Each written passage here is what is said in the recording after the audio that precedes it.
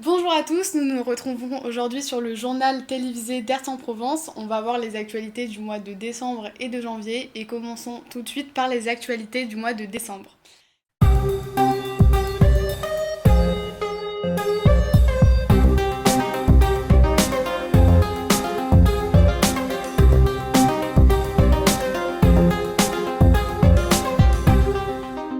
C'est le 6 décembre 2022 que le Parlement européen et les États membres se sont mis d'accord sur l'interdiction de l'importation des produits issus de la déforestation. Ces produits englobent le café, le bois ou encore l'huile de palme. Selon Greenpeace France, cette loi empêchera certaines entreprises de tirer profit de la déforestation et celle-ci alerte néanmoins sur le fait que d'autres terres ne sont pas couvertes par le texte. Ainsi, cet accord représente donc une avancée, certes, mais encore timide. Cette fin d'année fut marquée par la Coupe du Monde de football. Celle-ci s'est déroulée au Qatar tout au long du mois de décembre. Les conditions dans lesquelles cette compétition s'est déroulée ont suscité de nombreuses réactions, comme celle appelant au boycott de la Coupe du Monde. En effet, le pays est accusé de ne pas avoir respecté les droits humains et d'avoir négligé la cause environnementale durant le mondial. Selon le journal britannique The Guardian, environ 6500 travailleurs migrants seraient morts au Qatar depuis l'obtention de la Coupe du Monde, c'est-à-dire 2010. Et par ailleurs, le désastre écologique s'illustre à travers les 160 vols d'avions par jour, la climatisation dans les stades à ciel ouvert ou encore la construction de stades uniquement pour la compétition qui seront ensuite détruits. Malgré ces conditions, il est important de saluer la victoire de l'Argentine face à la France qui s'est déroulée le 18 décembre 2022 et qui permet enfin à Messi d'ajouter le titre de champion du monde sur son CV. Toujours à l'échelle européenne, c'est le Parlement européen lui-même qui est concerné. En effet, au début du mois de décembre, le Parti socialiste a été ébranlé par une enquête de corruption. 1,5 million d'euros ont été retrouvés en petites coupures chez différents députés appartenant au Parti socialiste. En creusant, les renseignements belges ont découvert également que le Qatar est impliqué. C'est notamment la vice-présidente des socialistes démocrates à l'Assemblée du Parlement européen, Eva Kaili, qui a été inculpée pour corruption et blanchiment. En plein déroulement de la Coupe du Monde au Qatar, cette affaire fragilise l'institution européenne dont l'indépendance est l'une des valeurs qu'elle réclame pourtant chérir le plus. En parlant d'affaires de corruption, c'est le 29 décembre que Benjamin Netanyahou revient à la tête du gouvernement en Israël. Effectivement, il avait été inculpé pour corruption dans plusieurs affaires et avait quitté le gouvernement environ vers juin 2021. C'est en s'alliant aujourd'hui avec les partis d'extrême droite et ultra-orthodoxes qui forment désormais le gouvernement le plus à droite de l'Israël. Son retour provoque des réactions mitigées. Salué par Poutine, il est à l'inverse critiqué par le président ukrainien pour sa neutralité face à l'invasion de la Russie en Ukraine. Enfin, c'est ce même 29 décembre que la légende du football Pelé est décédé à l'âge de 82 ans. C'est à 17 ans qu'il devient pour la première fois champion du monde avec le Brésil en 1958 avant d'en gagner deux autres par la suite. Considéré comme le meilleur buteur de tous les temps, il utilise sa renommée pour des causes internationales comme le fait d'être ambassadeur pour l'ONU ou l'UNESCO. Le roi Pelé aura alors marqué l'histoire du football international. Après les actualités de décembre, passons dorénavant aux actualités de janvier. Tout d'abord, le tabac rendu illégal pour les Néo-Zélandais nés après 2008. En effet, en Nouvelle-Zélande, si vous êtes né après 2008, vous ne pourrez plus acheter de cigarettes. Plus jamais. Pour lutter contre le tabagisme, le gouvernement de Nouvelle-Zélande veut progressivement mettre en place une interdiction quasi totale du tabac à partir de 2023. Il sera alors illégal pour les générations nées après 2008 d'acheter des cigarettes indéfiniment. L'âge légal pour fumer sera relevé chaque année et le nombre de vendeurs autorisés à vendre du tabac sera ainsi divisé par 10. La quantité de nicotine dans les produits disponibles à la vente est également réduite. En Nouvelle-Zélande, le taux d'adultes fumeurs est déjà relativement faible puisqu'il atteint 8%, et le texte lié à la santé publique adopté par le Parlement mardi est nommé Environnement sans tabac et destiné à réduire ce taux à moins de 5% d'ici 2025. Ensuite, le 1er janvier 2023, la Croatie a rejoint comme 20e membre la zone euro. Dans le même temps, la Croatie a également intégré l'espace Schengen pour devenir le 27e État de cette zone de libre circulation des personnes en Europe. Deux étapes majeures pour ce petit pays des Balkans qui a rejoint l'Union européenne voilà près d'une décennie. La Croatie a dit adieu samedi à minuit à sa monnaie, la kuna, pour devenir le 20e membre de la zone euro. Pour le quotidien gouvernemental, ces deux événements sont le couronnement de l'adhésion à l'Union européenne de la Croatie. Côté écologie, la jeune militante écologiste Greta Thunberg a été interpellée, puis placée en garde à vue en Allemagne après une manifestation contre l'extension d'une mine de charbon. En effet, 15 000 personnes venues de toute l'Allemagne avaient rejoint la mobilisation et des échauffourées avaient éclaté. L'activiste écologique suédoise Greta Thunberg ainsi que d'autres manifestants ont été interpellés mardi par la police alors qu'ils protestaient contre l'extension d'une mine de charbon dans l'ouest de l'Allemagne, selon une source policière. Le groupe est en garde à vue, a indiqué à l'AFP une porte-parole de la police, en ajoutant que les militants anti-charbon s'étaient dirigés, je cite, vers le bord de la mine. Ensuite, une actualité toujours récente en ce mois de février, la grève contre la réforme des retraites. Près de 2 millions de manifestants en France, selon la CGT, seulement 757 000 selon la police.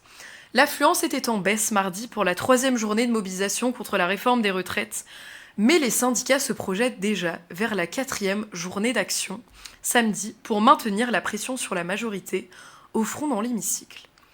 Réunie mardi soir à la Bourse du Travail, l'intersyndicale a appelé dans un communiqué à manifester encore plus massivement le samedi 11 février.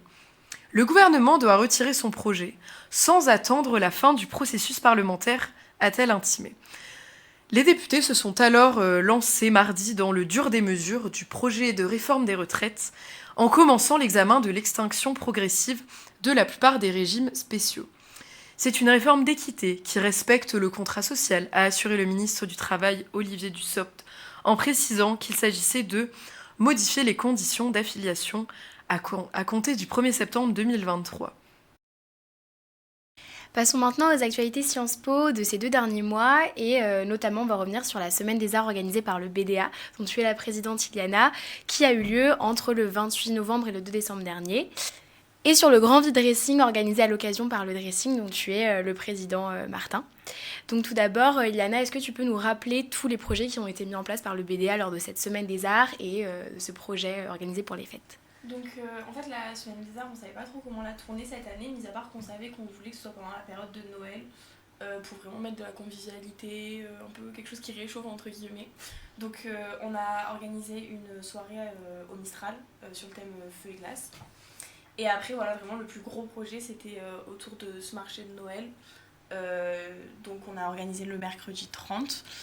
Qui était sur toute la journée, donc on avait pris le parvis et donc on a pu avoir pas mal de clubs qui ont participé, dont le vide-dressing de Martin qui était génial. Après on a eu des ventes par le club gourmand.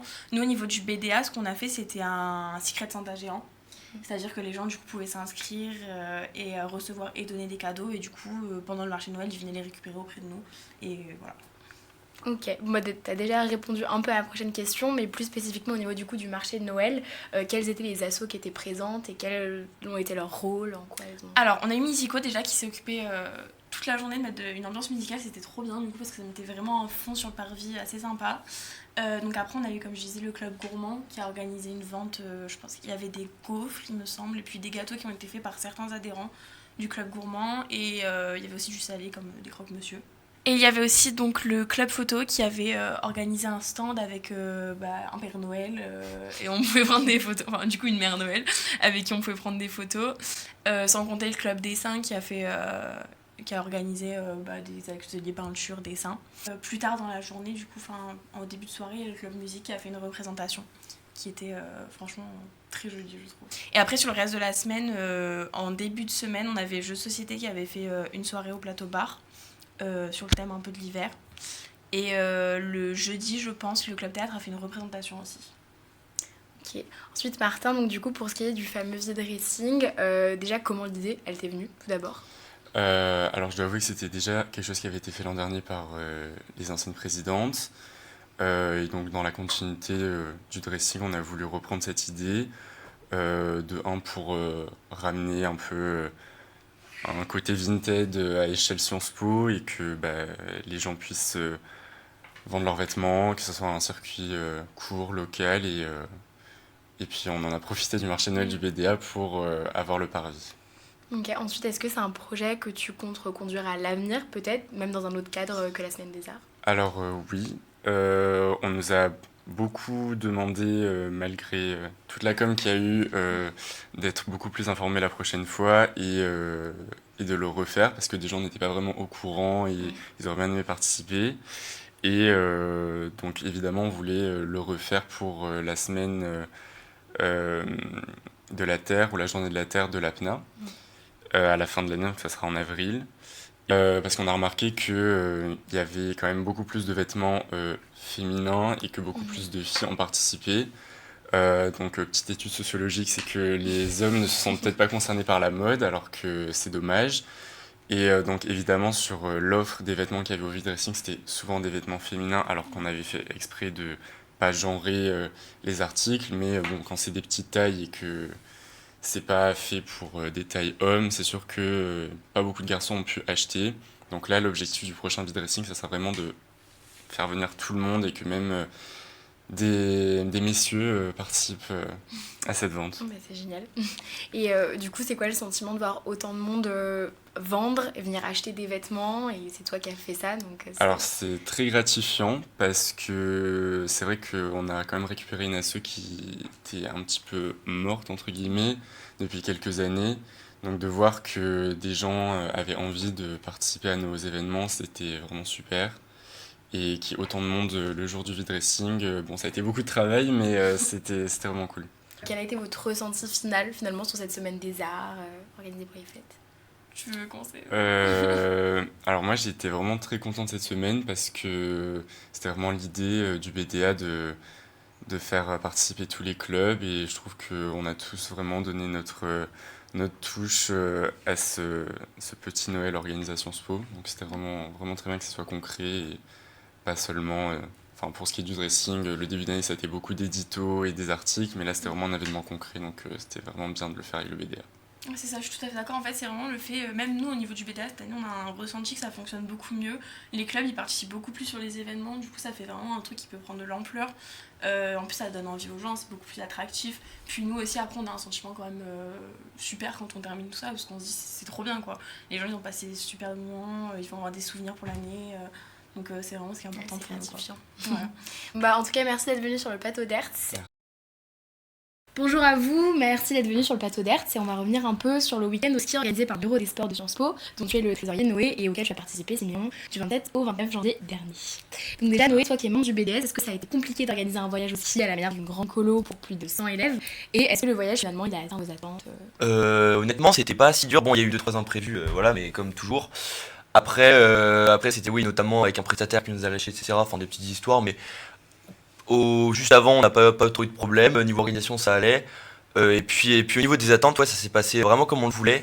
Il n'y a pas eu de problème plus que ça, à part une blessure, et tout le monde était content, donc c'est le principal, et nous aussi, on est satisfait. Et en dehors de ce rôle-là, en fait, qu'est-ce que vous avez vraiment pensé du voyage? Est-ce que ça fait pas bizarre de partir avec tout Sciences Po et pas juste avec sa famille ou ses potes? En vrai, moi, perso, j'ai adoré le week-end et vu qu'on était tous ensemble et tout, c'était trop cool. Genre, on passait d'un groupe à l'autre pour le ski, c'était trop bien. Ça, c'était cool. Bah, moi, du coup, j'avais déjà vécu l'année dernière, mais c'est vrai que du coup, c'est que la deuxième fois où vraiment je vais au ski avec autant d'amis comme ça, tous ensemble, un peu en colo, comme tu l'as dit. Donc, non, franchement, c'est pas du tout la même ambiance, ça fait hyper plaisir aussi. Et puis, cette année, j'avais le côté organisateur j'avais un peu peur aussi de me dire, je pourrais pas autant m'amuser, mais au final, c'est que du kiff. Okay. Et du coup, sujet qui fâche, est-ce qu'il y a eu des petits imprévus, des soucis au niveau de l'orga, ce qui paraît normal d'ailleurs pour un tel événement? Sur le week-end, non, on n'a pas eu vraiment des petits problèmes de panier repas par-ci par-là, mais c'est anecdotique, on va dire. Et sinon, non, tout s'est déroulé un peu comme prévu. À part du coup la blessure d'une skieuse qui, voilà, c'était... Non, pas personnel. C'est malheureux, voilà, et c'est quand même un gros imprévu, mais voilà, ça s'est quand même plutôt vite réglé de notre côté. Même si on était en contact avec elle, je veux dire, ça nous a pas trop handicapés. Et plus précisément, pour ce qui est de la station, qu'est-ce que vous avez pensé de Val d'Aloz? Est-ce que vous y retourneriez pour un séjour au ski? Oui, c'est une station à taille humaine. On a le temps de faire toutes les pistes, mais c'était ni trop petit ni trop grand. Donc pour 2 jours, c'était très cool. On a eu le temps de bien tester, de retester, c'était très cool. Ouais, non, franchement, station très cool. En plus, on a eu du beau temps et tout, donc c'était hyper sympa. Ouais. Seul petit bémol, c'est vraiment que l'hôtel était un peu loin des pistes, mais pour un week-end, c'est pas vraiment un problème. Donc voilà, franchement, si ça se refait au même endroit l'année prochaine, j'attends. Je signe. Je signe. Ok, et ça reste quand même un séjour organisé par une école. Est-ce qu'au niveau de l'équilibre soirée, ski, ça l'a fait? Est-ce que vous changeriez quelque chose?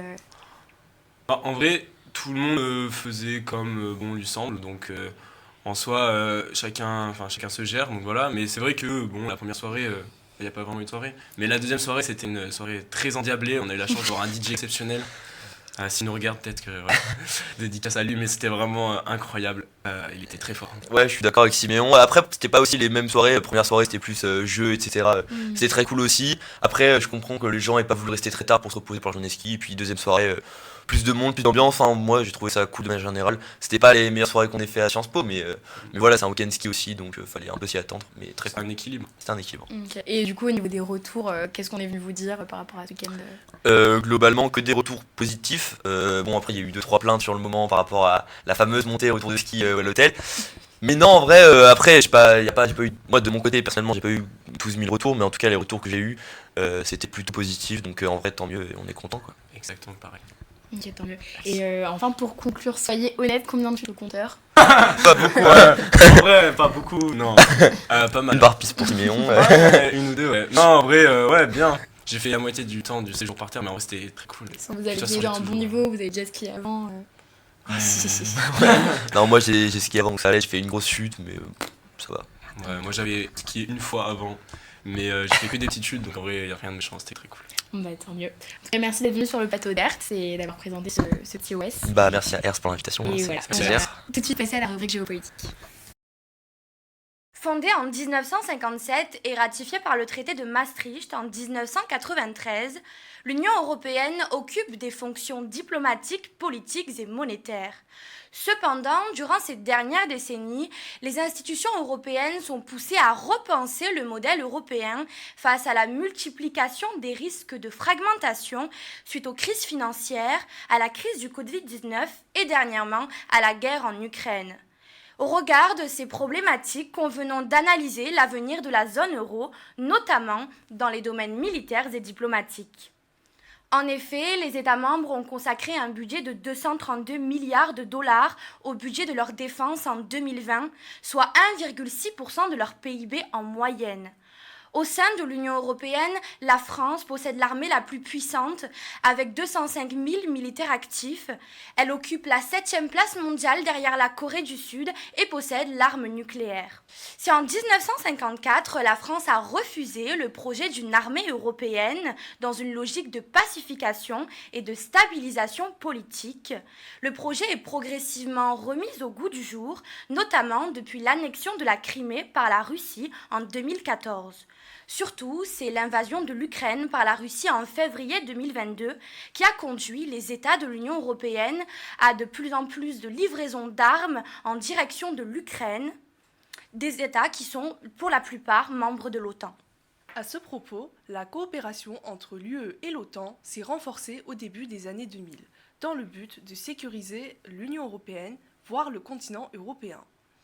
S'il n'existe pas d'armée européenne, l'UE est compétente pour mener des opérations militaires et depuis 2003, elle a lancé plus de 30 missions en Afrique, en Europe et au Proche-Orient. Au 4e jour de l'invasion russe, soit le 27 février 2022, les pays européens ont commencé à livrer massivement des armements à l'Ukraine. L'objectif ici est de permettre à l'Ukraine de défendre son intégrité territoriale. Le 26 janvier, le journal Le Monde dévoile la livraison des chars Léopard et Abrams de la part de l'Allemagne et des États-Unis. Nous pouvons nous demander si une Europe sans OTAN est possible. En effet, la majeure partie du continent européen est placée sous la protection militaire américaine. En étant sous la protection de l'OTAN, les pays européens n'ont pas cherché à investir massivement dans le domaine militaire. À présent, dans le domaine diplomatique, l'Institut Jacques Delors dévoile que l'UE est critiquée pour ses sanctions vues comme inefficaces à l'égard de la Russie. Il y a des effets sur l'économie russe, mais l'UE en subit également des conséquences, notamment sur le marché de l'énergie. En ce qui concerne l'élargissement de l'Union européenne, le président ukrainien Volodymyr Zelensky a signé une demande d'adhésion à l'organisation le 28 février 2022, suivie par la demande de la Géorgie et de la Moldavie le 3 mars. Dès lors, les anciennes républiques soviétiques craignent d'être menacées par Vladimir Poutine au prix de leur éventuelle co-belligérance. Cependant, malgré cela, il y a certaines difficultés qui font obstacle à leur adhésion. Pour l'Ukraine, il s'agit de la guerre. En effet, il est particulièrement difficile pour un État engagé dans un conflit armé de garantir des institutions stables et une économie viable. De plus, les pays de l'ex-URSS subissent une forte corruption, notamment l'Ukraine, qui, selon le baromètre mondial de la corruption en 2021, est un pays en Europe qui fait figure de mauvais élève, avec un score de 32 sur 100. Néanmoins, l'adhésion de l'Ukraine à l'Union européenne apportera certes des richesses considérables, notamment en matière de blé et d'alimentation, une adhésion qui pourra également profiter à son adhésion à l'OTAN, ce qui pose de véritables problèmes en matière de frontières avec la Russie. De plus, au sein des 27, la France est la principale puissance diplomatique. Elle est en effet le seul pays de l'UE à disposer d'un siège permanent au Conseil de sécurité de l'ONU et possède par ailleurs un important réseau d'ambassades. Même si la France semble être l'un des moteurs de l'UE, cela n'empêche pas de se tourner vers les pays de l'Est qui présentent de plus en plus de caractère antidémocratique. Le dirigeant hongrois Viktor Orban affirme que l'avenir de l'Europe se situe en Europe centrale, dans des réalités politiques, culturelles et économiques. Dans son esprit, la Hongrie et ses voisins ont vocation à défendre une Europe culturellement blanche et chrétienne. Ensemble, Budapest et Varsovie sont prêtes à affaiblir les pouvoirs de la Commission et du Parlement européen qui se heurtent à leur souveraineté nationale. Ainsi, l'avenir de la zone euro semble mitigé pour les années à venir. L'Union européenne possède un large niveau d'institutions dans le judiciaire, l'exécutif et le législatif. Cette organisation vise à amplifier la position européenne dans le monde, mais elle peut être fragilisée ou pas assez efficace face à des événements inattendus. Pour le moment, l'UE reste stable malgré quelques crises.